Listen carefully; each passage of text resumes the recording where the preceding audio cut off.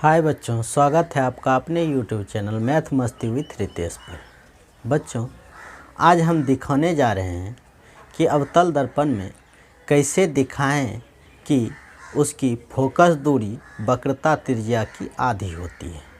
किसी भी गोलीय दर्पण में फोकस दूरी उसकी वक्रता त्रिज्या की आधी होती है।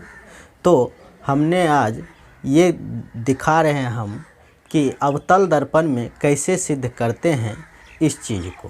फिर उसके बाद अगले वीडियो में लेकर आएंगे कि उत्तल दर्पण में कैसे सिद्ध करते हैं कि फोकस दूरी उसकी वक्रता त्रिज्या की आधी होती है। तो हम शुरू करते हैं। इससे पहले जो लोग नए हैं चैनल को सब्सक्राइब कर लीजिए और बेल आइकन को दबा दीजिए ताकि हर एक वीडियो का नोटिफिकेशन आप तक जाता रहे। तो इसके लिए हमने बनाया है एक अवतल दर्पण। अवतल दर्पण बना लिया। उसके बाद एक प्रकाश की किरणें यहाँ से आ रही है प्रधान अक्ष के समांतर, जो कि दर्पण पर टकराने के बाद फोकस से होते हुए परावर्तित हो गई। इसके बाद हमने ये एक अभिलंब डाल दिया दर्पण पर। वक्रता केंद्र से दर्पण के बीच एक अभिलंब डाल दिया है। तो इसमें हम पहले दर्पण का नाम लिख देते हैं, कुछ भी मान लेते हैं। MN एक अवतल दर्पण है, ठीक। और ये हुआ आपतित किरण, ये हुआ परावर्तित किरण। तो आपतित किरण का नाम भी कुछ रख देते हैं A B, और परावर्तित किरण का भी नाम कुछ रख देते हैं। इस पॉइंट पे तो B है ही, इधर लिख देते हैं D, यहाँ रख देते हैं D। तो अब हम इसमें देखते हैं कि ये जो है आपतित किरण और अभिलंब के बीच बना हुआ कोण है, इसीलिए इसको हम आपतन कोण कहते हैं। क्योंकि आपतन कोण किसे कहते हैं? तो आपतित किरण और अभिलंब के बीच जो बना कोण होता है वो आपतन कोण कहलाता है। और इसे हम सूचित करते हैं I से। ये रहा I। फिर हम इस कोण को जब देखते हैं तो ये परावर्तित किरण और अभिलंब के बीच बना कोण है, इसीलिए ये हुआ परावर्तन कोण। क्योंकि परावर्तन कोण उसी को कहते हैं जो परावर्तित किरण और अभिलंब के बीच बना रहेगा। यानी ये एक परावर्तित किरण है, ये अभिलंब है, इन दोनों के बीच जो कोण बनता है उसे हम परावर्तन कोण कहते हैं। और परावर्तन कोण को सूचित किया जाता है स्मॉल r से। ये रहा आपतन कोण, ये रहा परावर्तन कोण। अब हम शुरू करते हैं कि कैसे दिखाया जाए कि F बराबर R/2 यानी फोकस दूरी वक्रता त्रिज्या की आधी होती है।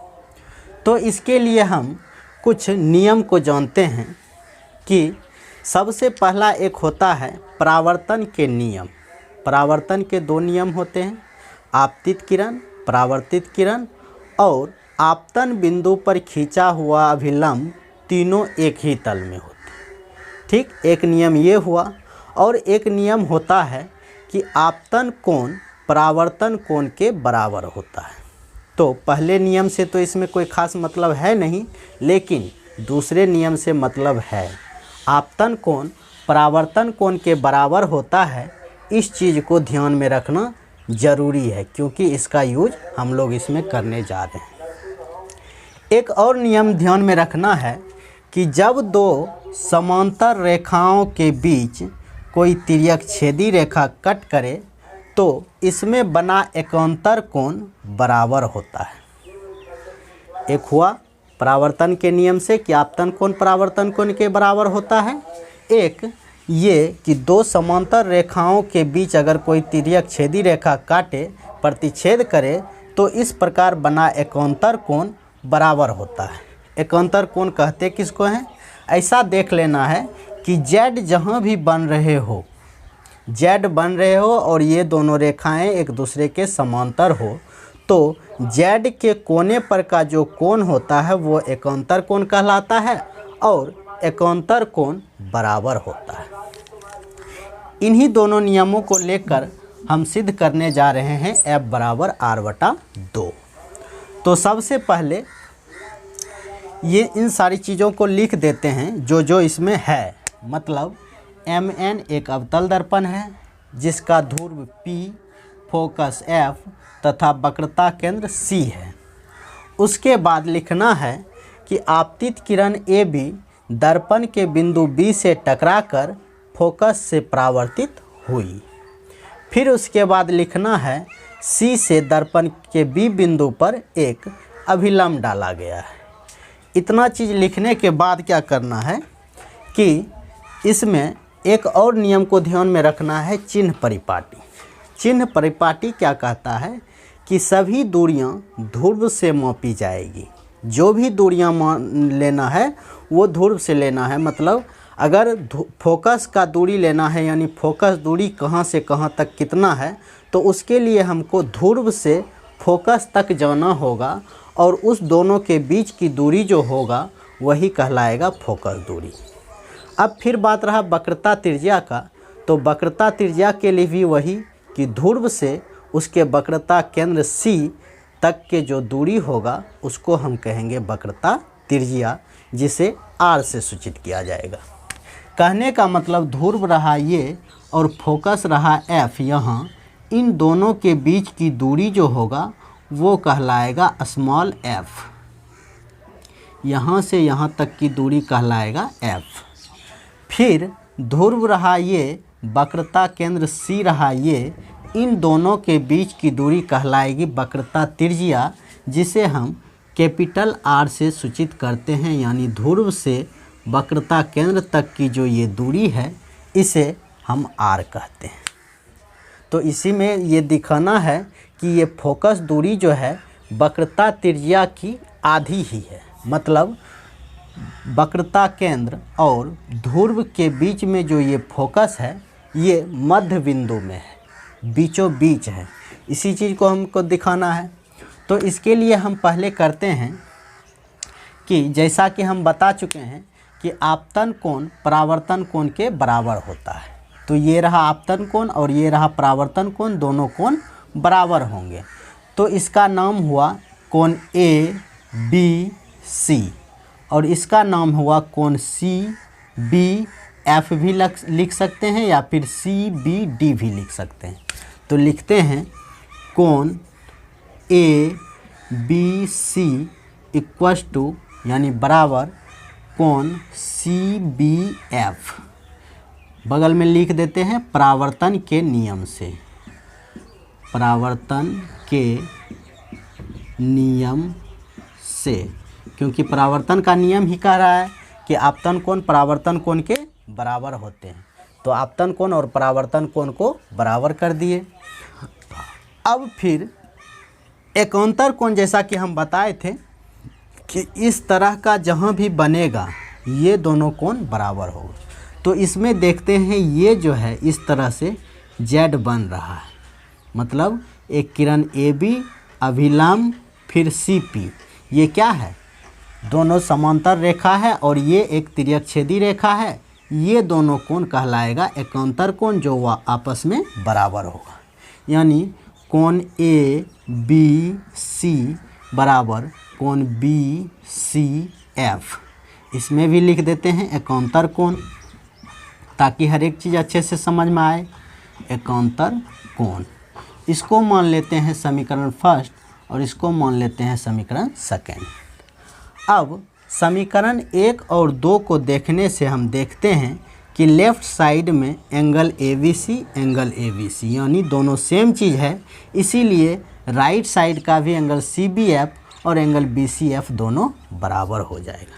लिखना है समीकरण 1 तथा 2 से, समीकरण 1 तथा 2 से कोण CBF बराबर कोण BCF।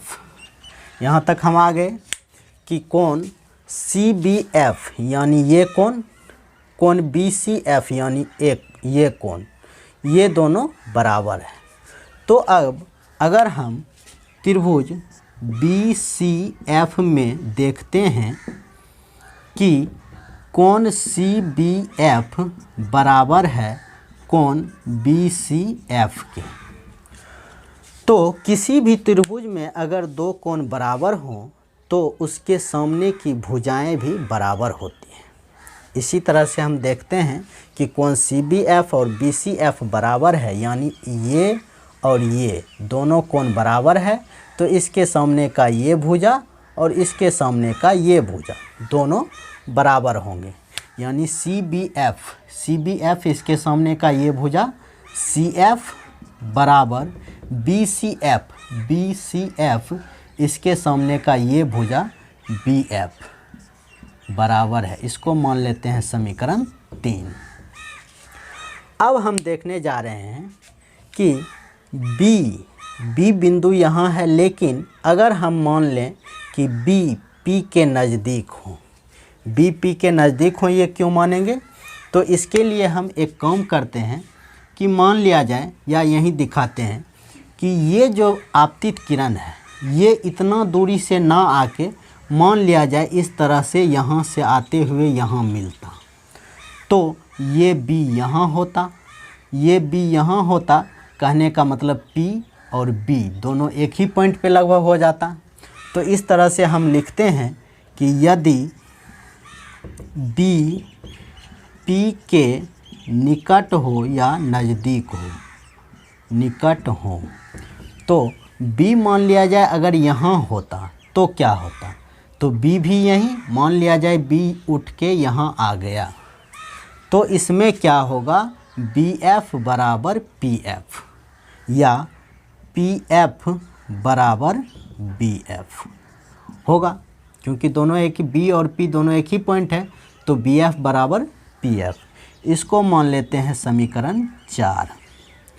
अब फिर हम समीकरण 3 और 4 को देखते हैं, तो देखते हैं कि इसके राइट साइड में BF दोनों सेम है, इसीलिए लेफ़्ट साइड का CF और PF भी सेम हो जाएगा, यानी बराबर हो जाएगा।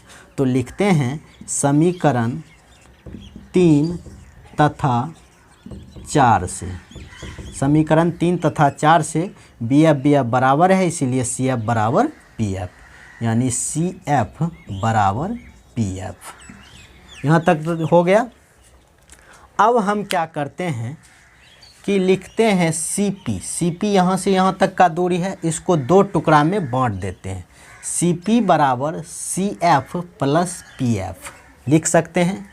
मान लिया जाए ऐसा कोई लाइन है C और P और बीच में कोई बिंदु है F, तो हम CP को लिख सकते हैं CP बराबर CF plus PF, CF plus PF। इसी तरह का चीज़ तो यहाँ भी है, C है, P है, बीच में F है, तो CP को हम लिख सकते हैं CF बराबर PF। तो लिखते हैं इसको, या तो फिर से समीकरण बना देते हैं 5 और यहाँ से लिखते हैं CP बराबर CF प्लस PF, CP बराबर CF प्लस PF।